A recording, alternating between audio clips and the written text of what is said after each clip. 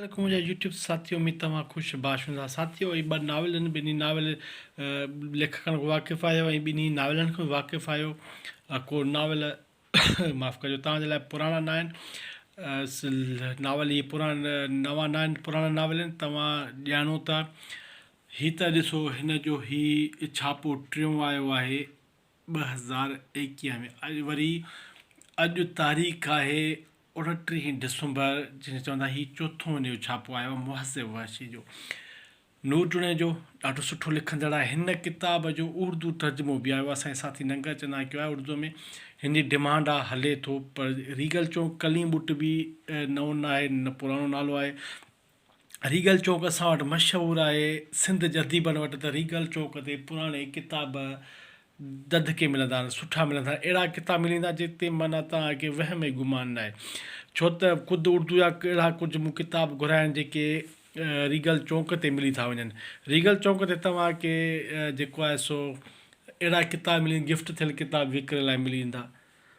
Regal चौक आहे हिन Regal चौक में छा आहे तारीफ़ पोइ करायूं था पिया म़हज़ब वहशी ज़बरदस्त जूणेजो जो जूणेजो हाणे बि हिकिड़ो नावल आयो आहे उहो बि ॾाढो ज़बरदस्त हलियो आहे हिन जो उर्दू छापो बि आयो आहे ॿई तव्हां लाइ नवां न आहिनि ॿई नाला नवां न आहिनि ॿई नावल नवां न आहिनि पढ़ंदड़ आहियो ही सुठा आहिनि पढ़णु चाहियो त वेलकम न पढ़णु चाहियो तव्हांजी मर्ज़ी वीडियो ॾिसणु चाहियो त तव्हांजा लख लाइक करण जो वर्ज़ कजे थो अचो थोरो किताब जो तारीफ़ करायूं साथियो ही अली बाब जेके जग में छपियो उन जे पहिरें छापे में अली बाबा जा कमेंट्स नूर जॾहिं मूंखे पंहिंजो नावल ॾिनो त मूंखे यकीन न पियो त नूर को नओं नावल निगार आहे म़हज़ब वहशी नावल वरी पढ़ंदड़ खे पढ़ण जे लाइ मजबूर कंदड़ नावल साथियो अली बाबा जा लफ़्ज़ आहे मुनवर चए थो त हीउ नावल पंहिंजे मजमूई कलेक्टिव तासुर में हिकु भरपूर घण रुखो तख़लीक़ी मुनफ़रद ऐं बेसाख़्ता स्पॉन्टेनियस नावल आहे शख़्सी अदम तहफ़ुज़ जे असास खां वठी क़ौमी अदम तहफ़ुज़ जे इज़ाईंदड़ असास उणिजी आयल हिन नावल हिकु अहिड़ो सचो डॉक्यूमेंट आहे जंहिं खां केरु बि इनकार न करे सघंदो दर्द जी एट ते अणियल अहिड़ी हक़ीक़त निगाह जंहिं ते नारेबाज़ी जो इल्ज़ाम लॻी न सघियो हिकु हसास फ़र्द जे ज़हनी नशुनमा खां वेंदड़ तख़लीक़ी आबियारी ताईं कहिड़ा सबब संदसि शऊर लाशऊर अमल ते असर थियनि था कीअं थियनि था जहिड़ा सवाल नावल में पंहिंजो जवाबु आसानी सां ॻोल्हे सघो था मुनवर सां लफ़्ज़नि अयूब खोसो चए थो नावल म़हज़ब वहशी में चांडो की जहिड़ो हुस्न महसूसु थिए थो रवायती ही दिलकश नावल सच त मरी वियल आम माण्हू जे ॻोल्हा बि लिखे थो त रूह जो मातम बि महसूसु थिए थो त लाइ कयल वेड़ जो बि चई सघिजे थो ईअं चई त नावल नई सिंध जी जेतिरो सोच रखंदो नौजवान नस्ल जो तर्जुमान आहे त पक सां वधाउ न थींदो हिन नावल खे आउं नई लाड़े जी निगाह सां ॾिसां थो छो जो हीउ 21वीं सदी जी नई लाड़नि जे तलबगार हासिल आहे अयूब खोसो पाण सुठो नावल निगाह सुठो शाइर लफ़्ज़ लिखिया आहिनि साथियो हीउ छापो टियों आहे अगरि चोथों छापो 2011 2014 2021 ऐं 2023 में हाणे डिसंबर में हीउ नावल चवंदा चोथों छापो आहे कंफर्म न आहे अगरि तव्हां नावल नथो मिले निदा सां राब्तो करे घुराए सघो था पहिरें छापे ॿिए छापे जो इंतिसाफ़ जेको आहे उन लाइ जेके पंहिंजे ज़हनी खिलावन में गुम थी विया नूजड़नि जो साथियो हीअ जेके आहिनि सो रसूल बख़्श दर्स कमेंट्स आहिनि अलीम सरकी उन जा कमेंट्स आहिनि इदारे पारां ॿ लफ़्ज़ आहिनि ऐं नए छापे जी अर्पना अचे थो त मोहतरम ख़ादिम हुसैन हमीदा ख़ादिम जूणेजो जंहिं सारी हद हाथक जे हथ जीअं विश्व वहमन अलम जे वेझो वञणु न ॾिनो इख़लाक़ क़दरनि जो दर्स ॾिनो तव्हां राज़ जा राणा आहियो जेको आहे सो हीउ पब्लिशर नोट आहे ऐं हीअ असांजे अब्दुल क़ादिर जूणेजा लफ़्ज़ पढ़ी बि घणो सोचे बि घणो रुले बि घणो मुरके बि घणो पर पोइ बि नूर हिन रस्मी दुनिया लाइ ओपिरो आहे ऐं नूर लाइ हीअ रस्मी दुनिया ओपरी आहे जंहिंजी खेसि सही माना में सुञाणो ऐं त खेसि मिलण जे बदिरां संदसि हीअ किताब पढ़ी ॾिसो तॾहिं वञी खड़क पवंदी त नूर केरु आहे पाण केरु आहियो सभिनी चौधारी छा थी रहिया हूअं बि सुठो नावल ज़िंदगीअ जे एक्सप्लॉटेशन हूंदो आहे जंहिंजी म़हज़ब वहशी मौजूदु हूंदो आहे हिन नावल में नूर ॿियनि जी ठहियल वाट ते हलण जे बदिरां पंहिंजी वाट ठाही आहे हिन नावल में हू ॿियनि जो पाछो बणजण जे बदिरां पंहिंजो पाछो पाण बणियो आहे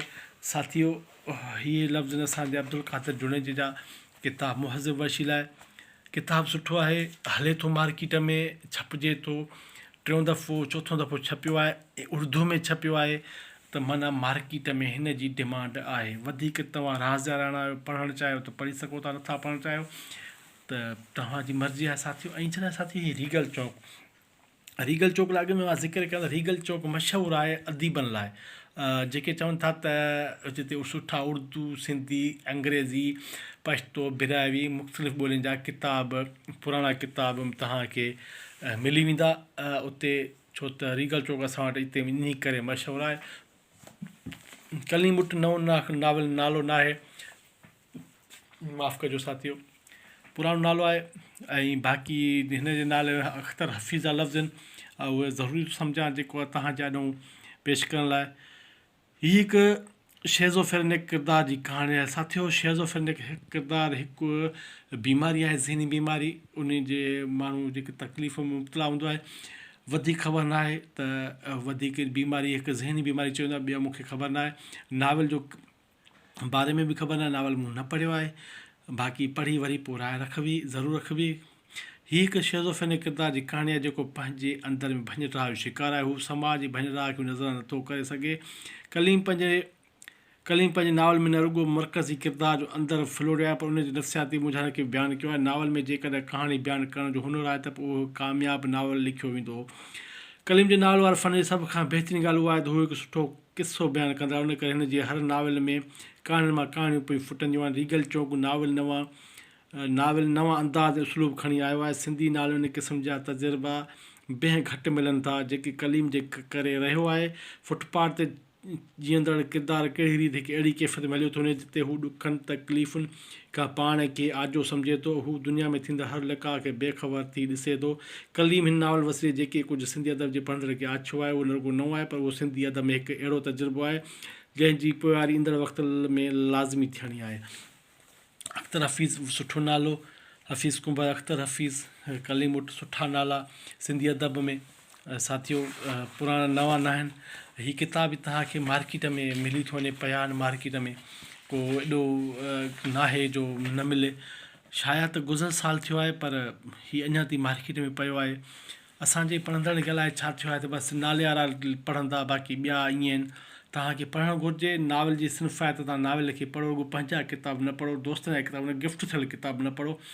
पर हर किताब तव्हां वठी बि पढ़ो। गिफ्ट थियण वारे किताब जी अहमियत घटिजी वञे थी। स्कूल ज़माने जे उन महबूब न आहे जंहिंसां कॾहिं बि मोहबत जो इज़हार न करे सघनि। ऐं साथियो, पब्लिशर जे नोट खां सवाइ इहो जेका नावल जा टॉपिक्स आहिनि, नावल कीअं आहे मां नथो चई सघां, मां पढ़ियो न आहे, पढ़ी पोइ राय ॾिबी। वीडियो लाइ अर्ज़ु कबो, वीडियो खे लाइक, चैनल खे सब्सक्राइब कंदासीं।